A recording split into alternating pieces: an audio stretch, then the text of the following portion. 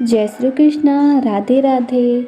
भगवत गीता के द्वितीय अध्याय के पहले पार्ट में हमने जाना कि भगवान कृष्ण अर्जुन से वार्तालाप कर रहे हैं और कहते हैं, हे अर्जुन, जय अथवा पराजय की समस्त आसक्ति त्याग कर समभाव से अपना कर्म करो। ऐसी क्षमता योग कहलाती है। और भगवत गीता के द्वितीय अध्याय के दूसरे पार्ट में हम जानेंगे कि भगवान कृष्ण अर्जुन से कहते हैं, हे धनंजय, भक्ति के द्वारा समस्त गहीर्त कर्मों से दूर रहो और उसी भाव से भगवान की शरण ग्रहण करो। जो व्यक्ति अपने सकाम कर्मों और फलों को भोगना चाहते हैं वे कृपण हैं। भक्ति में संलग्न मनुष्य इस जीवन में ही अच्छे तथा बुरे कार्यों से अपने को मुक्त कर लेता है। अतः योग के लिए प्रयत्न करो, क्योंकि सारा कार्य कौशल यही है। इस तरह भगवत भक्ति में लगे रहकर बड़े बड़े ऋषि मुनि अथवा भक्तगण अपने आप को इस भौतिक संसार में कर्म के फलों से मुक्त कर लेते हैं। इस प्रकार वे जन्म मृत्यु के चक्र से छूट जाते हैं और भगवान के पास जाकर उस अवस्था को प्राप्त करते हैं जो समस्त दुखों से परे है। जब तुम्हारी बुद्धि मोह रूपी सघन वन को पार कर जाएगी तो तुम सुने हुए तथा सुनने योग्य सबके प्रति अनन्यमय हो जाओगे। जब तुम्हारा मन वेदों की अलंकारमय भाषा से विचलित ना हो और वह आत्म साक्षात्कार की समाधि में स्थिर हो जाए, तब तुम्हें दिव्य चेतना प्राप्त हो जाएगी। अर्जुन ने कहा, हे कृष्ण, आध्यात्म में लीन चेतना वाले व्यक्ति स्थिर प्रज्ञ के क्या लक्षण हैं? वह कैसे बोलता है तथा उसकी भाषा क्या है? वह किस तरह बैठता और चलता है? श्री भगवान ने कहा, हे पार्थ, जब मनुष्य मनोधर्म से उत्पन्न होने वाली इंद्रिय तृप्ति की समस्त कामनाओं का परित्याग कर देता है, जब इस तरह से विशुद्ध हुआ उसका मन आत्मा में संतोष प्राप्त करता हो, तो वह विशुद्ध दिव्य चेतना को प्राप्त स्थिर प्रज्ञ कहा जाता है, जो त्रैतापों के होने पर भी मन में विचलित नहीं होता अथवा सुख में प्रसन्न नहीं होता और जो आसक्ति, भय तथा क्रोध से मुक्त है, वह स्थिर मन वाला मुनि कहलाता है।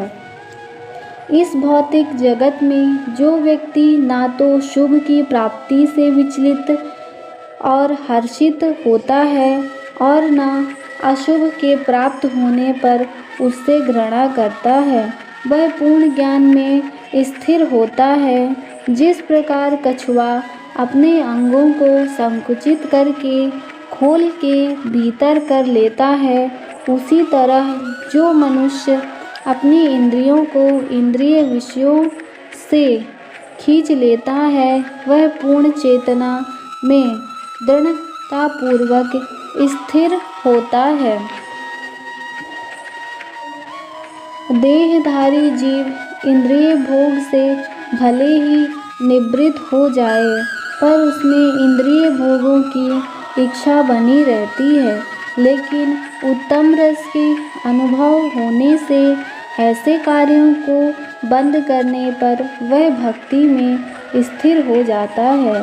हे अर्जुन, इंद्रियां इतनी प्रबल तथा वेगवान हैं कि वे उस विवेकी पुरुष के मन को भी बलपूर्वक हर लेती हैं, जो उन्हें वश में करने का प्रयत्न करता है। जो इंद्रियों को पूर्णतः बस में रखते हुए इंद्रिय संयम करता है और अपनी चेतना को मुझ में स्थिर कर देता है, वह मनुष्य स्थिर बुद्धि कहलाता है।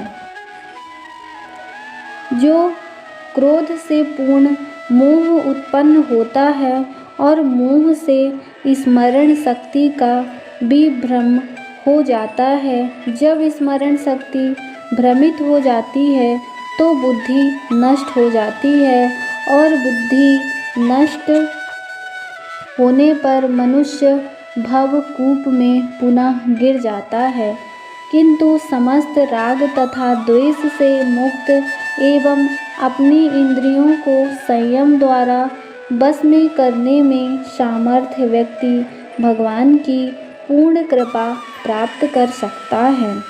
इस प्रकार से कृष्ण भावनामृत में तुष्ट व्यक्ति के लिए संसार के तीनों ताप नष्ट हो जाते हैं और ऐसी तुष्ट चेतना होने पर उसकी बुद्धि शीघ्र ही स्थिर हो जाती है। जो कृष्ण भावनामृत में परमेश्वर से संबंधित नहीं है, उनकी ना तो बुद्धि दिव्य होती है और ना ही मन स्थिर होता है, जिसके बिना शांति की कोई संभावना नहीं है। शांति के बिना सुख हो भी कैसे सकता है। जिस प्रकार पानी में तैरती नाव को प्रचंड वायु दूर ले जाती है, उसी प्रकार विचरणशील इंद्रियों में से कोई एक जिस पर मन निरंतर लगा रहता है, मनुष्य की बुद्धि को हर लेती है। अतः हे महाबाहु, जिस पुरुष की इंद्रियां अपने अपने विषयों से सब प्रकार से विरत होकर उसके बस में हैं, उसी की बुद्धि निसंदेह स्थिर है। जो सब जीवों के लिए रात्रि है, वह आत्मसंयमी के लिए जागने का समय है, और जो समस्त जीवों के जागने का समय है, वह आत्म निरीक्षक मुनि के लिए रात्रि है। जो पुरुष समुद्र में निरंतर प्रवेश करती रहने वाली नदियों के समान इंद्रियों के निरंतर प्रवाह से विचलित नहीं होता है और जो सदैव स्थिर रहता है, वही शांति प्राप्त कर सकता है। वह नहीं जो ऐसी इच्छाओं को तुष्ट करने की चेष्टा करता है। जिस व्यक्ति ने इंद्रिय तृप्ति की समस्त इच्छाओं का परित्याग कर दिया है, जो इच्छाओं से रहित रहता है और जिसने सारी ममता त्याग दी तथा अहंकार से रहित, वही वास्तविक शांति को प्राप्त करता है।